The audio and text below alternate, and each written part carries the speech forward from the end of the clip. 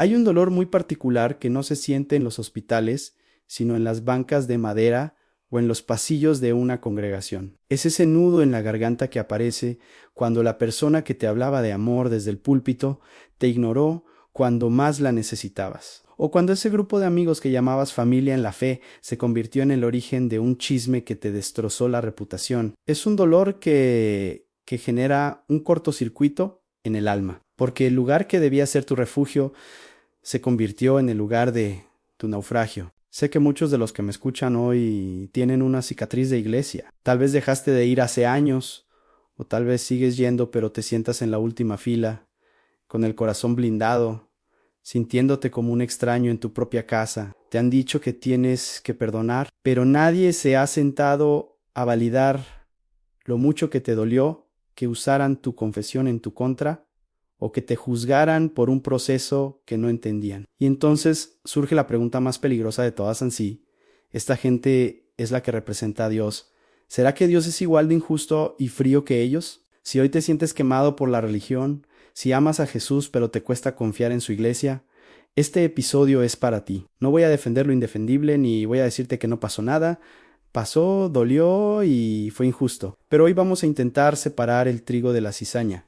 No para salvar una institución, sino para salvar tu fe y tu relación con el único que nunca te va a fallar. Para empezar a sanar, tenemos que entender una palabra que aparece mucho en el Nuevo Testamento, pero que solemos traducir de forma muy suave. La palabra es scandalon, se pronuncia escandalon. En nuestras Biblias se traduce como ofensa o tropiezo, pero en el griego original un scandalon era el gatillo de una trampa de madera. Era esa pequeña pieza de madera donde se ponía el cebo para atraer al animal. Cuando el animal tocaba el scandalon, la trampa se cerraba y quedaba atrapado. Cuando alguien en la iglesia te hiere, esa herida es un scandalongis, una o trampao. El enemigo de tu alma no usó a un extraño para herirte, usó a un hermano, a un líder o a un amigo cercano, porque sabía que esa era la única forma de que tú quedaras atrapado en la amargura. El scandalon busca que tú asocies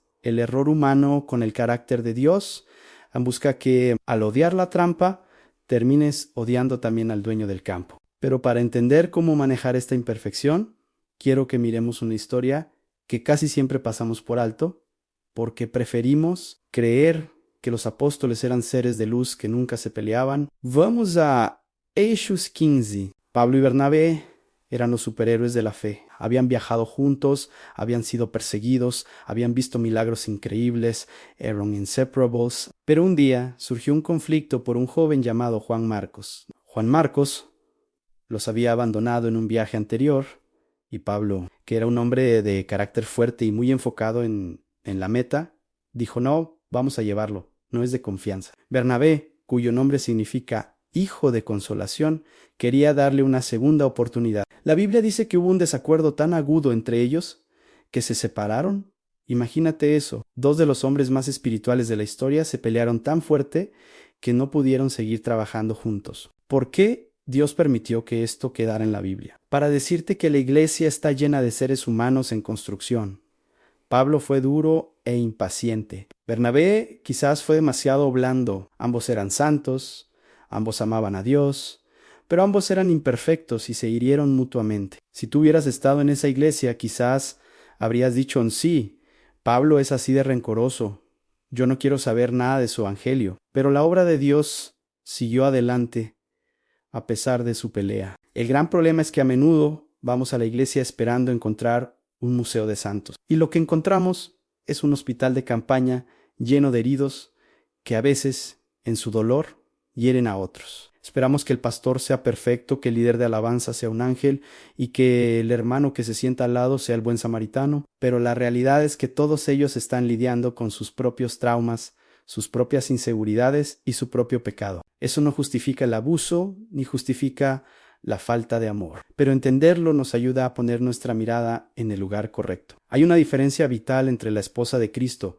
la iglesia ideal, hermosa y santa, que Dios ve, y la institución terrenal Eneas Atros, con nuestros errores y nuestras miserias. Imagínate que vas a un concierto para escuchar a un pianista brillante, el piano está desafinado y algunas teclas están rotas. El sonido es horrible.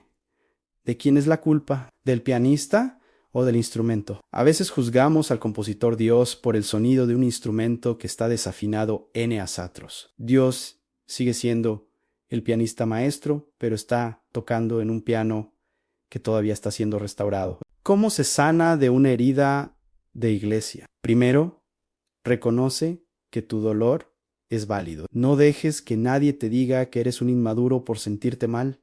Si te traicionaron, te traicionaron. Si te ignoraron, te ignoraron. Jesús se enojó con los religiosos de su tiempo que ponían cargas pesadas sobre la gente y no movían un dedo para ayudarlos. Dios está de tu lado en tu indignación contra la hipocresía. Segundo, separa a la persona del sistema. Jesús no es el pastor que te falló. Jesús no es la señora que te miró mal por tu ropa. Jesús es el que murió por ti a pesar de ellos y a pesar de ti. No permitas que el error de un hombre te robe el tesoro de tu eternidad. Si dejas a Dios por culpa de un hombre, le estás dando a ese hombre un poder sobre tu vida que no merece tener. Tercero, entiende que el perdón no significa necesariamente volver al mismo lugar. Hay iglesias que son sanas y hay iglesias que son tóxicas. Si estás en un lugar donde se manipula, donde se abusa del poder o donde tu alma se está secando, tienes el permiso de Dios para buscar un lugar sano. Perdonar a quienes te hirieron es soltar el veneno de la amargura. Pero eso no significa que tengas que volver a ponerte bajo su autoridad,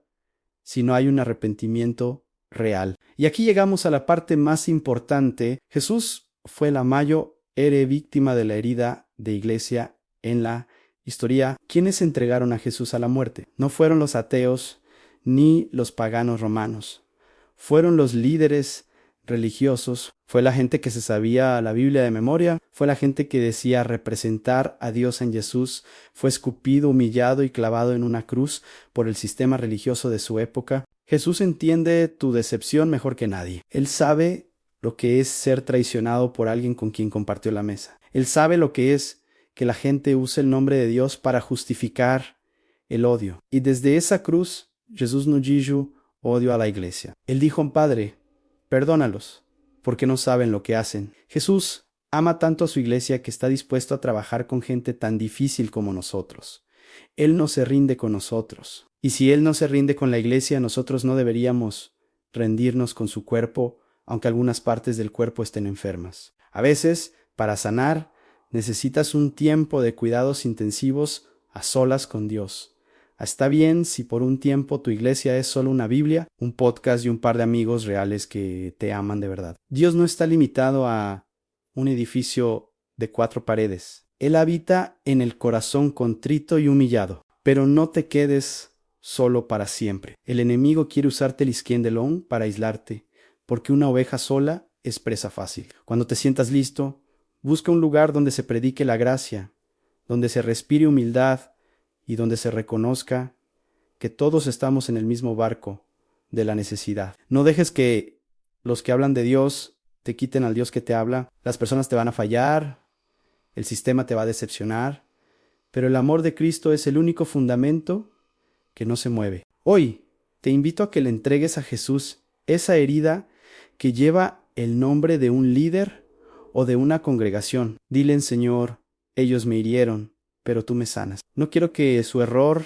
me separe de tu amor. Ayúdame a perdonar para ser libre y guíame a una familia donde pueda crecer de verdad. La iglesia puede ser un lugar de heridas, pero el jefe de la iglesia sigue siendo el gran médico. Deja que Él te cure hoy. No eres un rechazado.